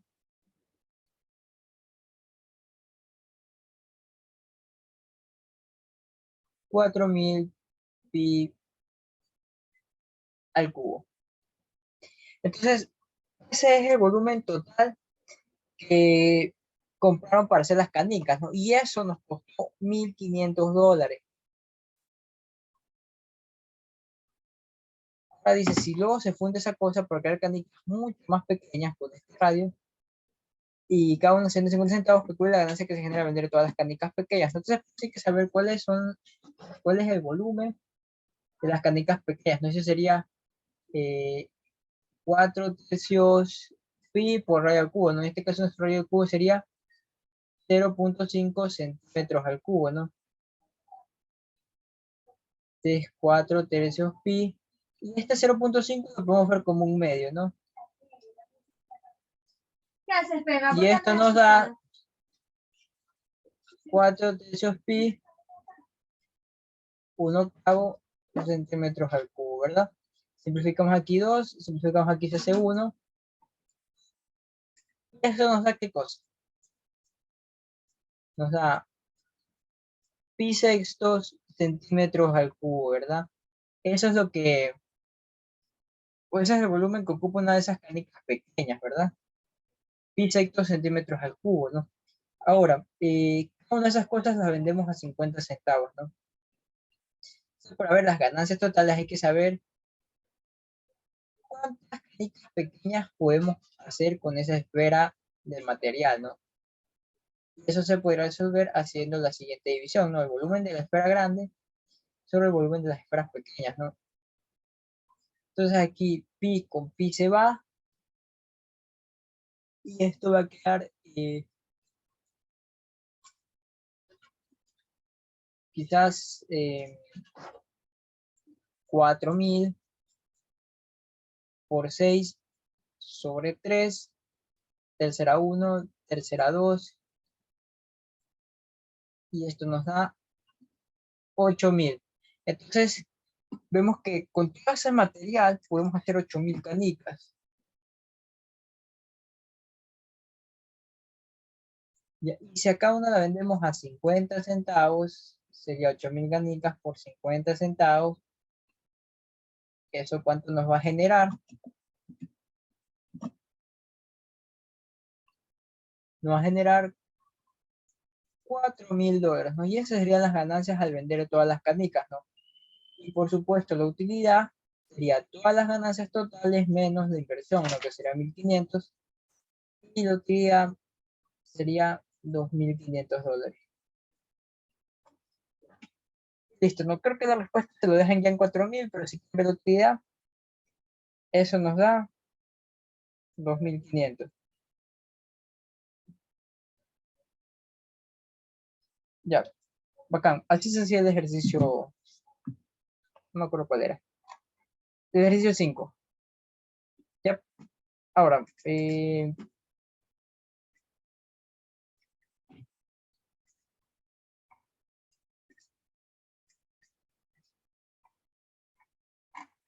creo que la vamos a dejar hasta ahí. O si tiene alguna otra de estas preguntas, me avisan. Voy a hacer una pequeña pausa. Justamente.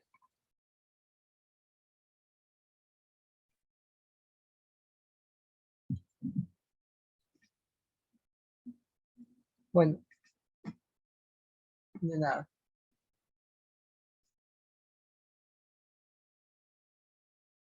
Bueno, si te gustaría ver algún otro problema, me avisas cuál quisieras ver ahorita. Pero hasta mientras vamos a descansar un rato, unos 5 minutos. Bueno, ahora sí. Otro problema, quizás.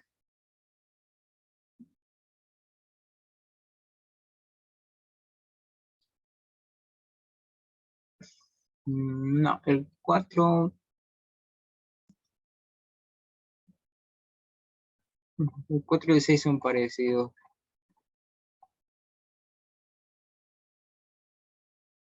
El 2.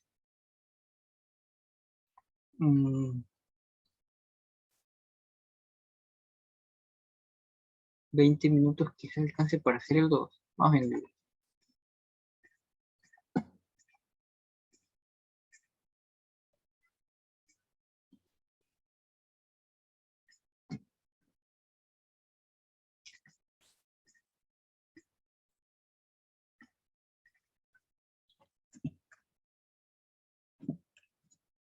Ya, entonces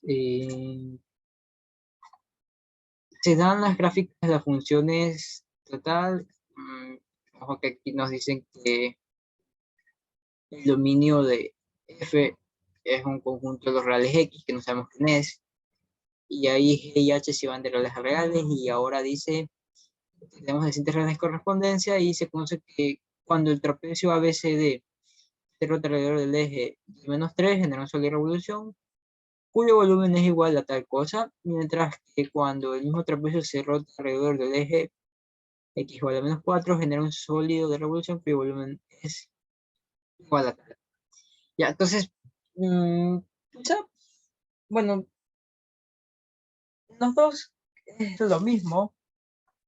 ¿A qué me refiero con lo mismo? Pues la idea para resolver cuando x es igual a -3 y cuando x es igual a -4 en el eje de rotación es la misma. Ya, así que vamos viendo, a ver.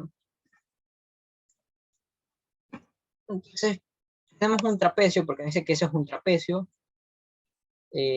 rectangular, trapecio rectangular. Necesitamos saber las longitudes de qué cosa. Es importante saber la altura del trapecio y la base menor y su base mayor, ¿verdad?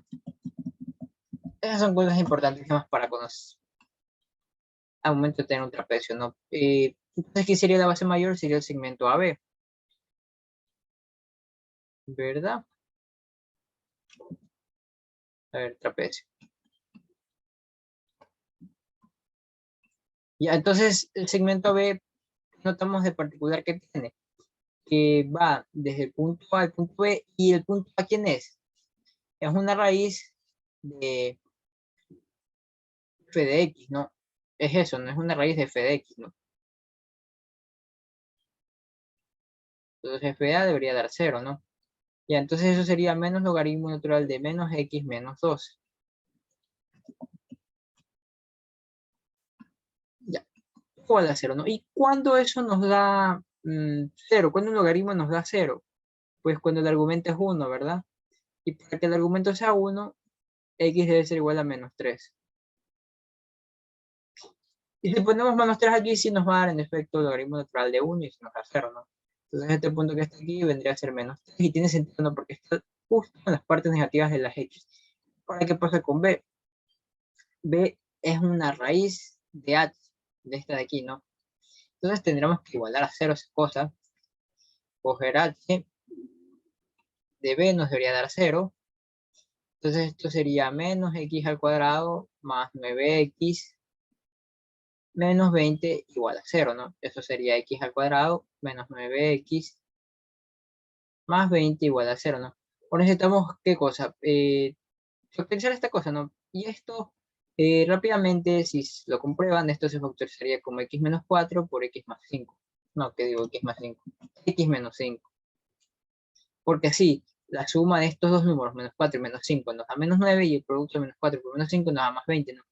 Y de respuestas nos dan x igual a 4 y x igual a 5, ¿no? Como vemos que b es la primera raíz, entonces b debe ser x igual a 4, ¿no?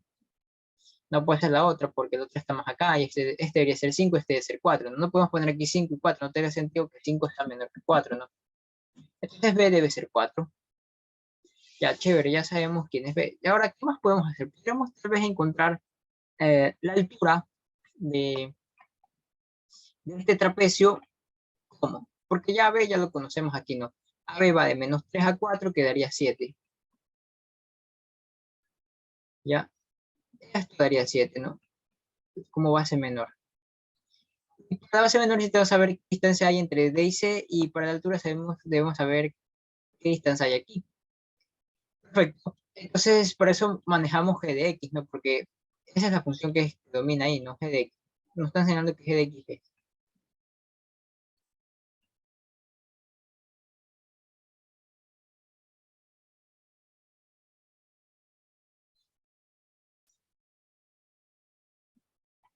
Ya, 1 menos 3 por volver a la menos valor absoluto de x menos 1. Acá. Entonces, ¿qué nos damos de particular con el punto C?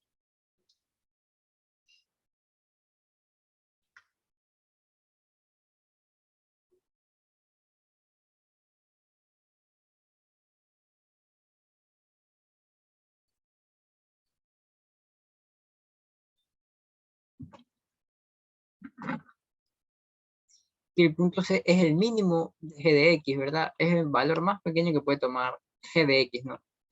Y todo radica en analizar esta cosa de aquí, ¿no? ¿Cuándo esto llega a su valor más pequeño? ¿Cuándo? ¿Cuándo? A ver, nos damos cuenta que menos valor absoluto de menos x, la única forma porque sea lo más pequeño posible es que, ¿qué cosa? ¿Qué tiene que pasar? X sea igual a 1. Porque si miren,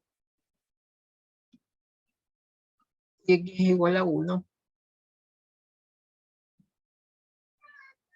tenemos lo siguiente.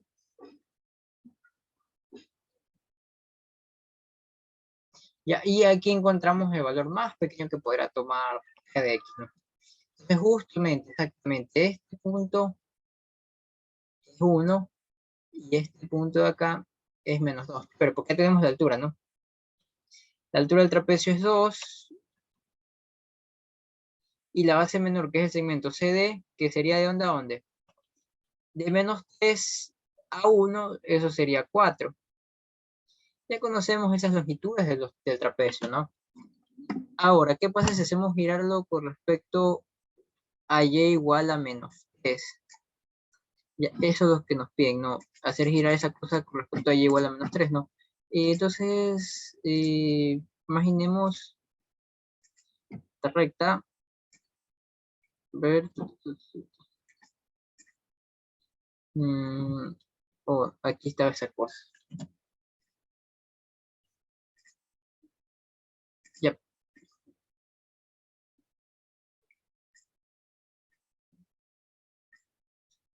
ya, entonces es esto. Y grafiquemos ese trapecio, ¿no?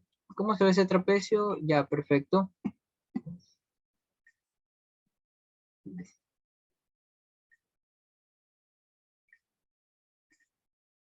Se lo ve de la siguiente manera. Ujú.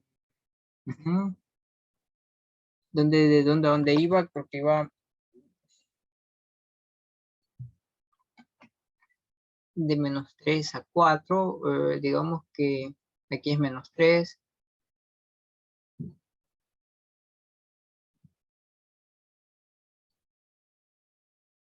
Bueno, entonces te recomiendo sería ponerle otro color, azul.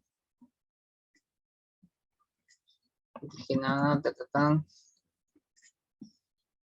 Ahora sí,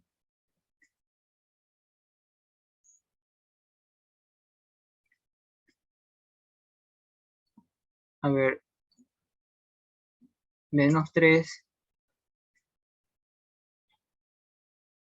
2, 3, hasta 4. Ya, el otro punto sería de menos 2 hasta 1. Ya, chévere. Ahora la otra sería de aquí a acá. Y la última sería de aquí a acá. Bacán. Entonces, tenemos que esto de aquí era menos 3, esto de aquí era 4, esto de aquí era menos 2 y esto era el punto 1, ¿verdad? Ahora nos decía que esa cosa giraba alrededor del eje y igual a menos 3, ¿no? Por eso debemos conocer cuál es ese eje, y igual a menos 3. Entonces, lo graficamos de amarillo y esto, este eje que está aquí, ¿no? A ver, menos 3. Es toda esta cosa que está aquí. Tatán, nos vamos acá por otro lado.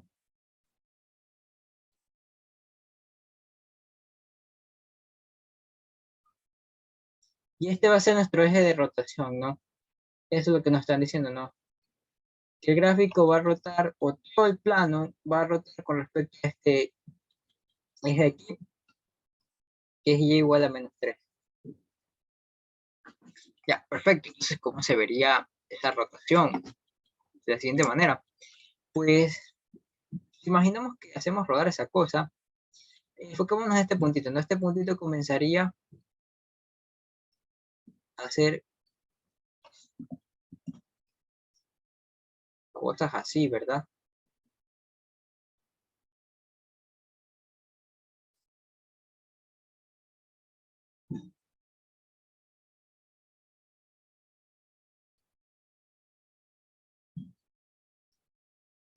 Y esta, imaginemos que esta recta gira, y esta recta al girar tendría esta forma que está aquí. De nuevo, se estaría moviendo así. ¿Ya? Y ahora,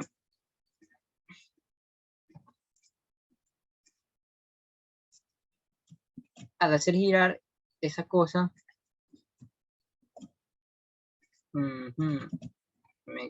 a ver, esta cosa también va a girar, ¿no? Va a girar acá, esta cosa también va a girar.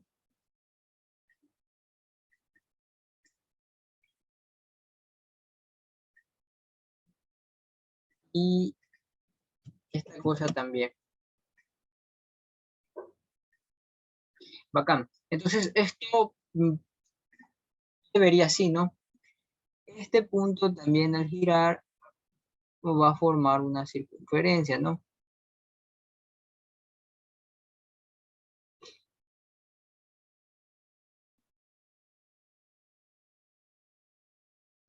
Se va a ver así, ¿no? Más o menos esa sería la forma de esta cosa.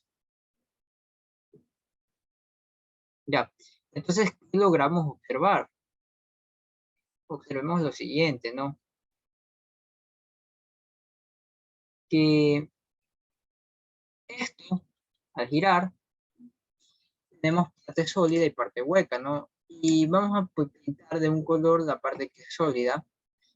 En este caso sería esta de aquí, ¿no? Esto es lo que es sólido, es lo que gira. Y esto acá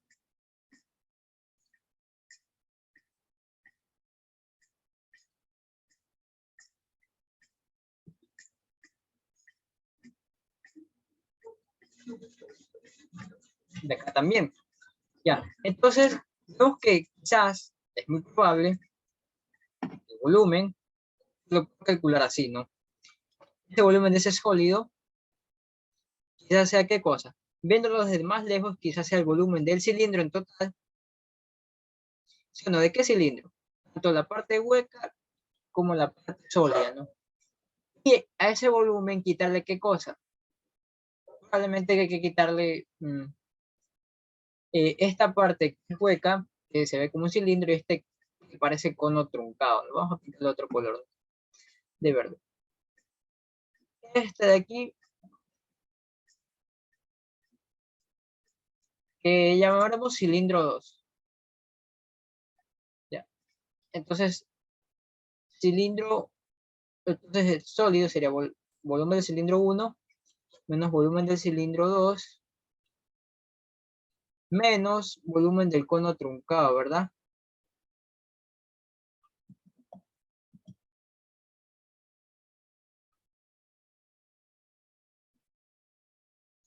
Perfecto, ¿no? Porque para qué necesitamos, ¿no? Saber esas cosas, ¿no? Con respecto a lo que queremos hallar, ¿no? Y nos damos cuenta de lo siguiente, ¿no?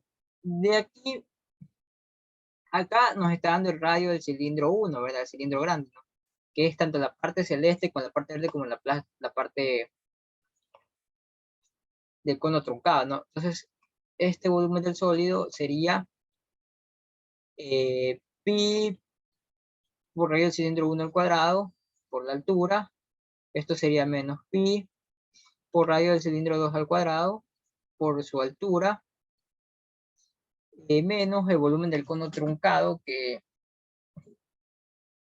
debemos buscarla,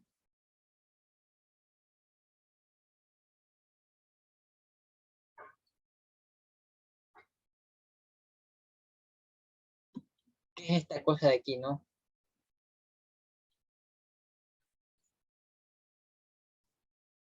Y observen lo siguiente, ¿no? El cono truncado tiene como radio mayor el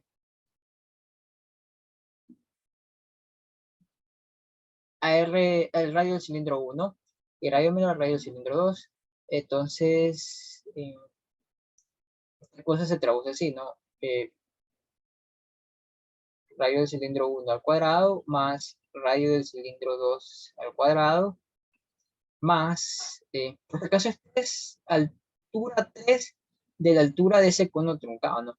Más radio del cilindro 1 por radio del cilindro 2. Se quedó. Y otro paréntesis, ¿no? Entonces, notamos lo siguiente, ¿no? Que el radio del cilindro 1 sí lo podemos encontrar, ¿no? Desde el radio, ¿no? Sería la distancia que hay desde este eje de rotación hasta el punto de acá, ¿no? Hasta su frontera, ¿no? Esa distancia es de menos 3 a 0, entonces su radio sería 3, eso sería 3 al cuadrado, y la altura sería la altura que tiene desde aquí hasta acá, que sería el segmento AB. Ya, entonces vamos a ver que el segmento AB es esto que está aquí, mide 7. Entonces aquí ponemos 7 y ahora menos pi por radio del cilindro 2, que esa sería la distancia que hay de aquí hasta este punto, ¿no? Y vimos que este punto es menos 2 y este es menos 3, ¿no? Entonces la distancia vendría a ser el radio, que es 1, ¿no? Y 1 al cuadrado, ¿no?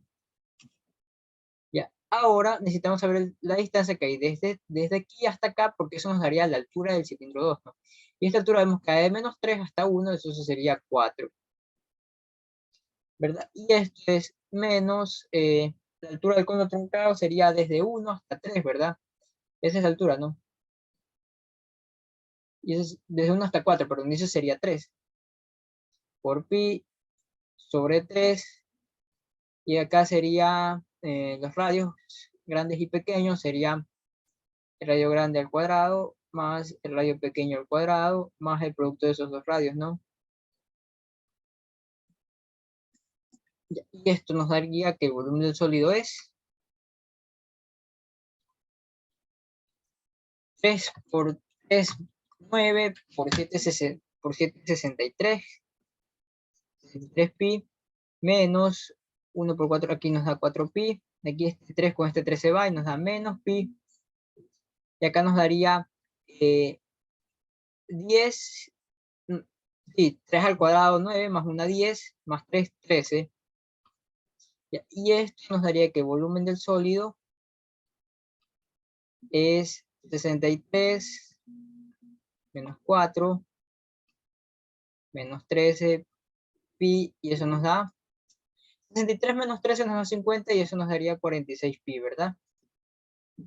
Y esa es la respuesta con respecto al eje de rotación y igual a menos 3, ¿no? Y asimismo, de manera similar, podemos hacer el x igual a menos 4, ¿ya? Pero como ya no hay tiempo, quizás lo voy a dejar hasta ahí y de ahí continuamos mañana, creo. Y bueno, eso sería todo. Ya. Entonces, esto también lo voy a convertir en PDF y lo va a subir. Pero ahí nada más.